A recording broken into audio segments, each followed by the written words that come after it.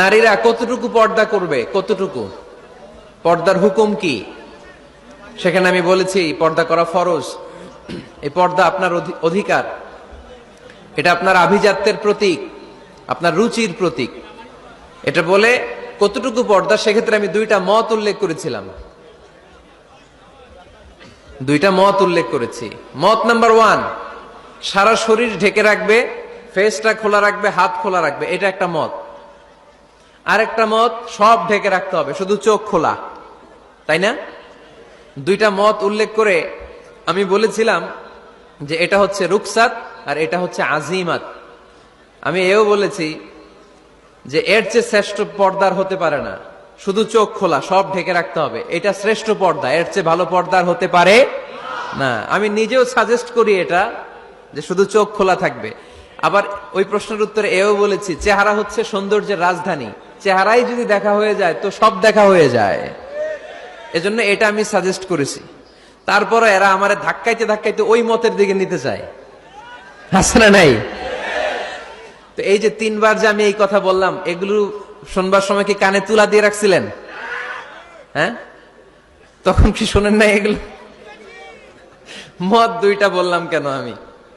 হুজুর দুইটা কেন বলবেন? অন্য মতের প্রতি আপনার এত শ্রদ্ধা কেন? আমগো তো নাই। এই হয়েছে সমস্যা। ক্লিয়ার কাট কথা। পর্দার ক্ষেত্রে দুইটা মতের উল্লেখ করেছি প্রিয় ভাইয়েরা। বলেছি এক মত বলেছে ফেস খোলা, হাত খোলা, আরেক মত বলেছে শুধু চোখ খোলা।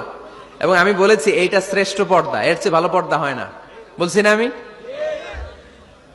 আবার বলছি যে আমি সাজেস্ট করি এটাই সবচেয়ে ভালো, এটা করবেন।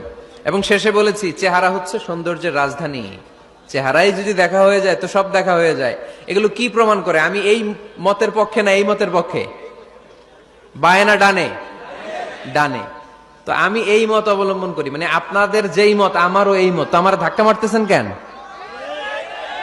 ধাক্কাইতেছেন কেন আমাকে? ধাক্কাই আমার ওই মতে নিতে চায়, এটা ঠিক না। বাড়াবাড়ি কখনো কল্যাণ বয়ে নিয়ে আসে না। আওয়াজ করবেন না, মনোযোগ দিয়ে শুনেন। এই যে মত, এটা আমার মত না, এটা অনেক স্কলারদের মত। নারীরা শুধু ফেস খোলা রাখবে আর হাতের কবজি পর্যন্ত খোলা রাখবে, এটা আমার মত না। আমি অন্যদের মতকে শুধু ন্যারেট করেছি, বর্ণনা করেছি মাত্র। মেজরিটি স্কলাররা, জুমহুরুল ফুকাহা, আই রিপিট, আমি আবার বলছি, মেজরিটি স্কলাররা বলেছেন ফেস এবং হাত খোলা রাখা যাবে। যদিও আমার মত এইটা না, আমার মত হচ্ছে যে শুধু চোখ খোলা রাখবেন। মেজরিটি স্কলাররা, রাইসুল মুফাসসিরিন আব্দুল্লাহ ইবনে আব্বাস রাদিয়াল্লাহু তাআলা আনহুমা, যার ব্যাপারে আল্লাহর হাবিব সাল্লাল্লাহু আলাইহি ওয়াসাল্লাম দোয়া করেছেন, আল্লাহুম্মা ফাক্কিহহু ফিদ-দীন ওয়া আল্লিমহু তা'ওয়িল, আল্লাহ তাকে আপনি দ্বীনের জ্ঞান শিক্ষা দেন, কোরআনের তাফসীর শিক্ষা দেন। উনার মতও ছিল কোরআনের এই তাফসীরে, আয়াতের তাফসীর, যে ইল্লা মা যাহারা মিনহা, নারীদের যতটুকু প্রকাশ হয়ে যায় সেক্ষেত্রে আল্লাহ ক্ষমা করবেন।